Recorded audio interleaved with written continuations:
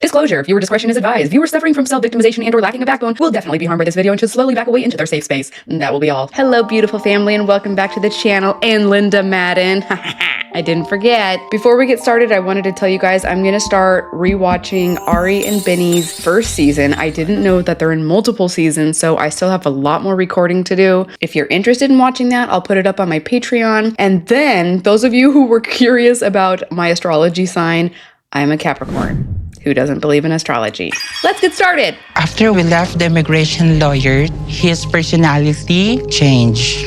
She says that she was overtaken by fear. She had to get out of that situation. Meanwhile, Loren is telling production he wasn't trying to scare her or intimidate her. He was just fidgeting with the knife. How's it gonna feel like if you get on a plane without talking to Faith again?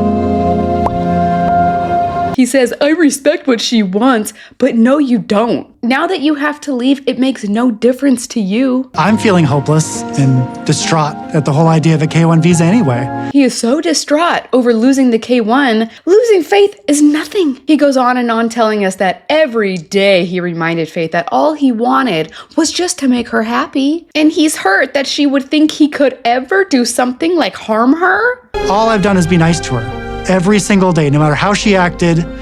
Brian's gone, so frickin' Loren had to come in and fill the role of victim. Thank you, Loren. While Loren pouts, Faith is reflecting on everything that has happened since his arrival. She found out he's homeless and wants to live with her. She found out he was cheating and had an STD. He's flirting at the drag club, and now he's playing with knives. He was just using me to stay in the Philippines.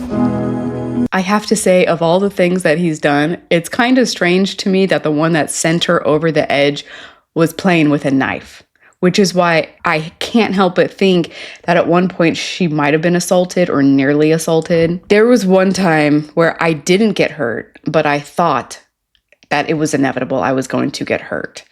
2,000 years later. Even though nothing happened, thinking that it was, it messed me up for a long time. Kaya ang hirap. Nag-try lang naman ako magmahal. I hate seeing her heartbroken over this loser. He sucks. Faith tells production she's sad because she's been wasting her time on the wrong person. She's embarrassed with herself for spending so much time with a person like him. It almost sounds like she's questioning her own judgment. The next day. Loren is packed up, ready to head back to America to torture us with his presence. And he just can't figure out what in the world he did wrong. I don't think I've done a single thing to make Faith believe that I'm a dangerous person.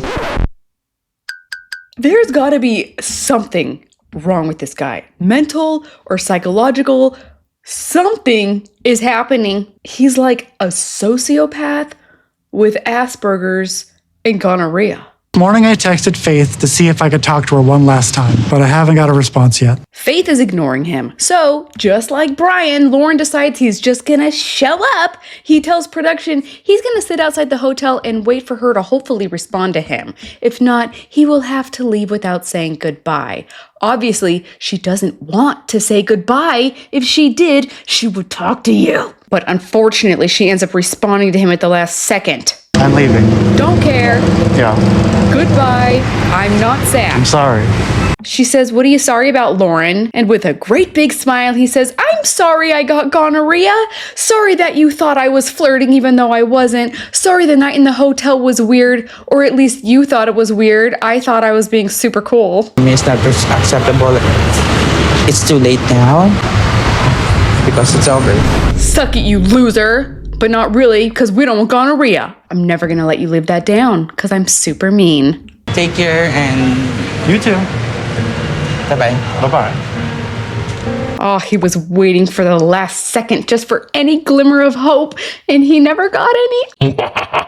I'm literally back to doing nothing. You know, this is nothing to go back to. But I remember you saying that you had to leave everything behind in America for Faith. Remember that? I got a flashback. I don't know if Faith feels differently about me now, but I did sacrifice a lot to get here. What have you sacrificed? You willingly gave up your children. You didn't have a home. You didn't have a good job. You don't have a car. You don't have any friends. He tells production that if there is anything he could say to Faith now, he would tell her she's a good person.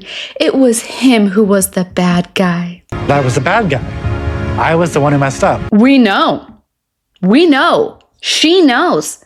That's why you're leaving.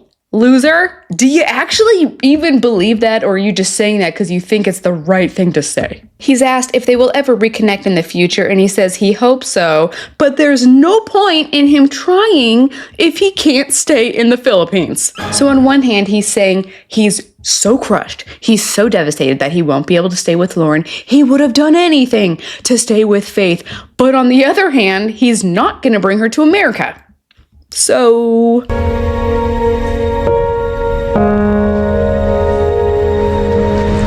I never want to see this hideous face on my screen ever again.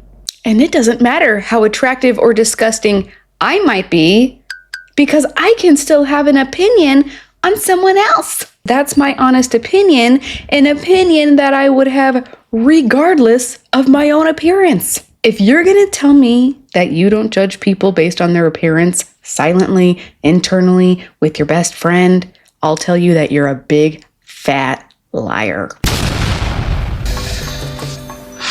Wow. It really is happening for me. Niles is brushing out his luscious locks because in a few hours they will be having the knocking followed immediately by the wedding. As Niles gets ready, he continues telling us that he's very upset with his parents. He's still hurt that they aren't supporting his decision, and now he's upset all over again because they just called him to tell him. Told me that they were not happy that I was getting married. They told me that they did not approve. Okay, but we already knew that. Did they call him again just to double down? Like, hey, I know that like 2 days ago I just told you I don't support your decision, but I wanted to call you back just to let you know again, I still don't support your decision. Please let me know if you have some free time tomorrow so I can call you and tell you again, okay? Bye, have a terrible wedding. I'm ready for action.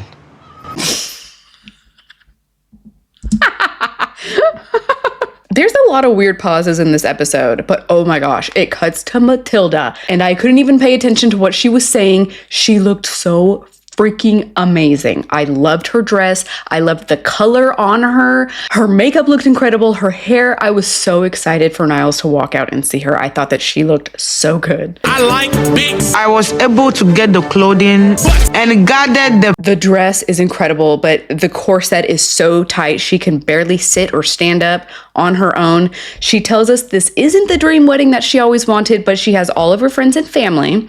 Everyone is sweating, including Matilda, and she's also a bit nervous that Niles is not going to be able to pull everything together on his end. As I promised you, I said I'm going to give you money. They put all the money in different envelopes to make sure it's getting to all the right people. Then Mr. Ark informs Niles that as a Ghanaian man, there are certain things that he can't do with his wife.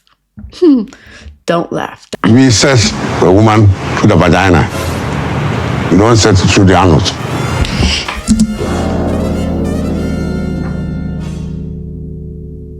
I don't even know what to say. I would be so embarrassed, especially with his wife standing right. Oh my gosh, just kill me. He's like, I know over in America, there's like a bunch of degenerates over there. They're getting gonorrhea. We don't do that over here. We don't put the poo-poo by the pee-pee. We don't crap where we eat. I didn't expect to hear that today. Why was this so funny? And what makes it worse is that that's all that they showed. Like, Mr. Ark said he has to tell him all these rules about being a Ghanaian husband. But then he only talks about sex. I know they edited everything else out. Oh my gosh. Oh, Matilda and Niles are so wholesome and cute. Niles has walked hand in hand with Mr. Ark and his wife. They greet the entire family. I've never felt so nervous in my entire life. Niles is afraid that he's gonna mess something up at the ceremony. Right away, the entire family starts clapping and singing. People start parading in, bringing gifts to their feet, and Niles is feeling really overstimulated. There's a lot of sensory issues that I'm going through right now. Matilda's family goes to get Matilda, and when she comes in, Niles is beaming. She looks incredible. And then she tells her family that they must accept all the gifts so that they can get married. Is she the one? Yes, she is the one. Despite Niles being so overwhelmed, he tells us that when he saw her and heard the entire family cheering, he knew this was the right decision. Thank you all. Thank you all for accepting me. Thank you for becoming my wife. It doesn't appear that the ceremony is that long, and at this point, I'm not sure if we were still watching the knocking ceremony or if we were watching the wedding, but everyone looks really hot. Matilda says that she is dying to get out of this dress because the corset was so tight. Come help me.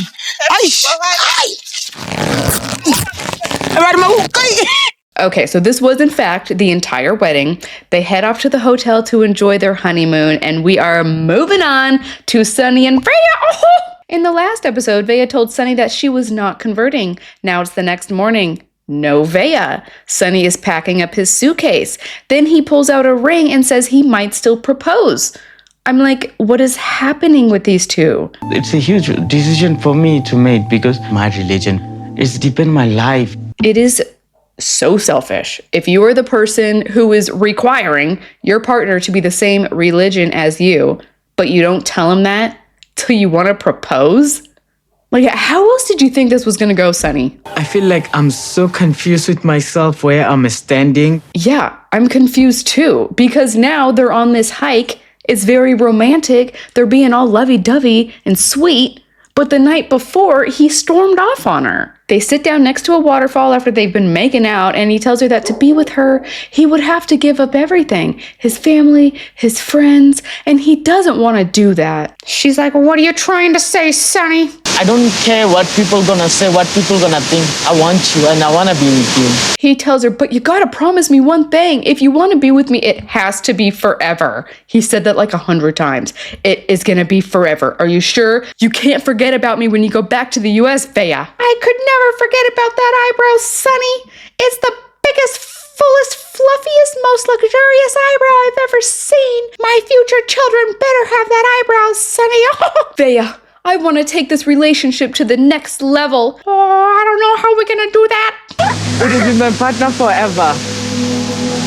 I will, Sunny! Then he puts the ring on the wrong hand, and on their way back, he informs Veah that he wants to keep the engagement a secret from his family because he knows they're gonna be really upset. Oh, Sunny, I think we need to tell your dad. We need to get it out in the open. Just be patient, not now. I can't tell. Are we gonna tell him before I leave? I think we need to tell him tomorrow, Sunny. The longer we wait, the more mad he's gonna be. He's like, if I tell my dad right now, he's gonna disown me and I still have to live in the country. Then they start arguing back and forth about what they should do. Go for it, but when the rain gonna come, you need to be the umbrella for me. Don't worry, Sunny, I'll catch all the rain. Moving on. We're with Joe and Magda. They're heading out to take a little vacay in the mountains before Joey heads back to America. I'm concerned how Magda's gonna react once I tell her that I used to date my friend Jill. These people are always waiting until it's a nice romantic moment or they've just reconnected to drop another bomb. And based off the previews, we already know this is not gonna go good. Go to the jacuzzi, drink, and just relax. That's your ideal night? Yeah. That sounds like an incredible night. They get to their destination and she immediately takes Hades out for a walk. In the meantime, Joe starts getting the hot tub ready, and this hot tub is heated by wood. Firewood. I didn't even know that existed. Joe gets on the phone with his friend and tells him he's really scared to tell Magda about his ex-girlfriend who is still his friend. He says he met Jill 14 years ago, 14 or 15, I can't remember, and they dated about 7 years ago. And it seems like you were hiding it. Yeah, that's probably stupid of me. His friend tells him, just get it over with. Tell her, rip off the Band-Aid. So she gets back, and by now it's been several hours. It's getting dark outside. She's super excited to get into the hot tub. She's been talking about it, and it's still cold. He's like, babe, I'm sorry. It's literally firelit. It takes forever.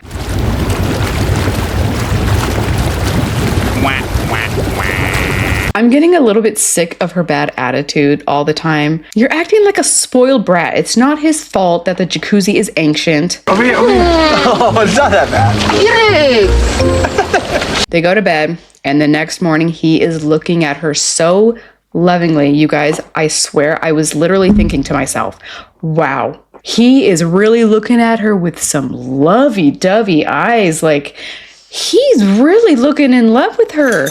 I'm not kidding. I thought to myself, I can't believe she's getting that look without giving up the cookie. And then it cut to this scene. We had a sex last night. Sex. What was it? We don't need to know. Stop it. Now I'm really mad because she gave it up, knowing he's about to upset her really bad. I understand that there's a lot of people out there that don't care if their partner is friends with their ex or whatever, but she has told him this again and again and again, and she's been very serious.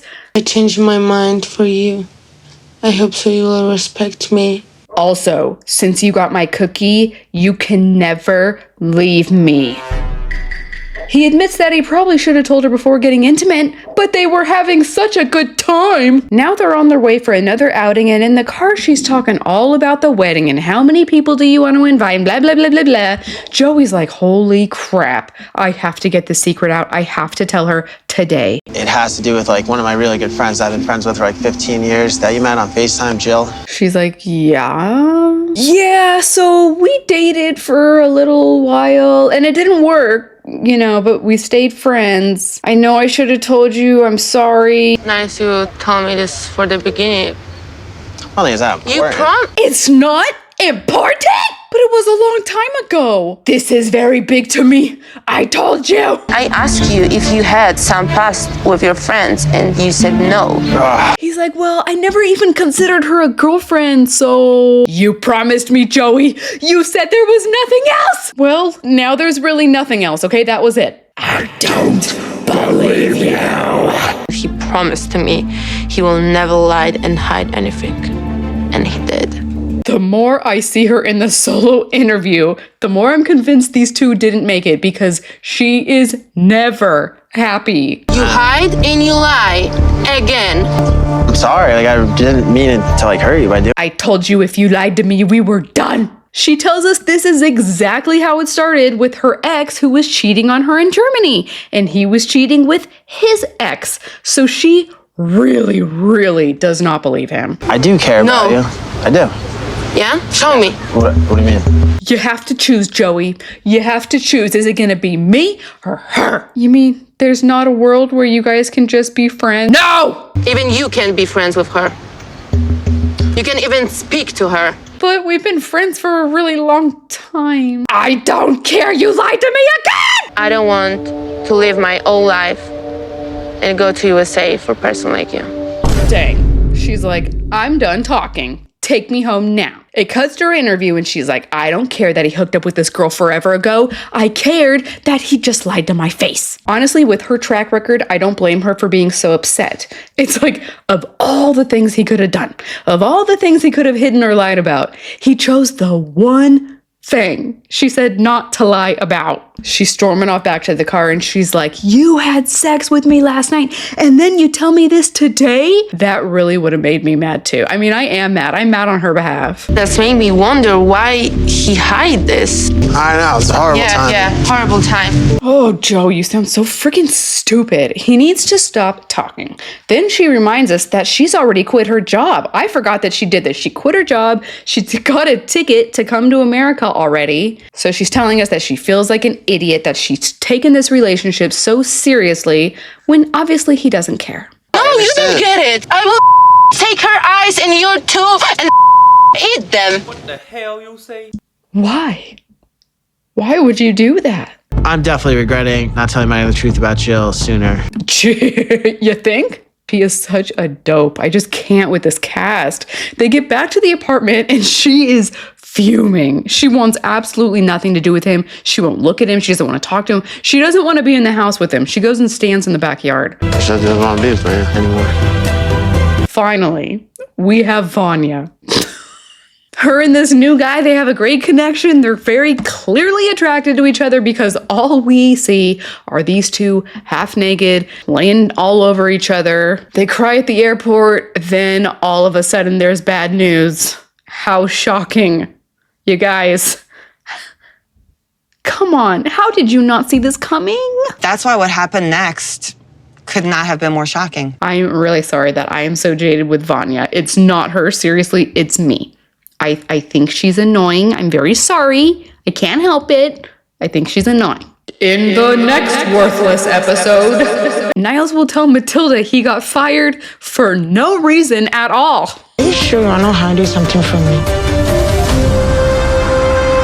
We'll find out why Mr. Clean dumped Veah. Joey will plead for a second chance. Sonny will tell his dad they're engaged. And we find out that Adnan has made his brother, oh my gosh, he's made his brother power of attorney, which puts all of Tiger Lily's assets in jeopardy. So she tells him that she wants a postnuptial. If I get anything from your attorney, I will not going to be disappointed. And that was it. I'm going to get straight into my live reaction with Ari and Binny. Thank you so much to my incredible members and coffee buyers for supporting this channel. I love you guys, and I will see you in the next one. Bye!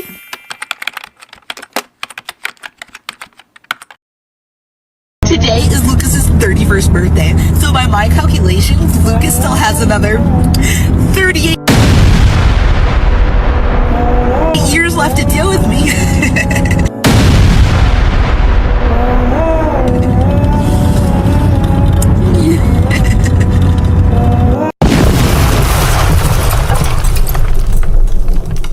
We don't put the poo-poo by the pee-pee. We don't crap where we eat.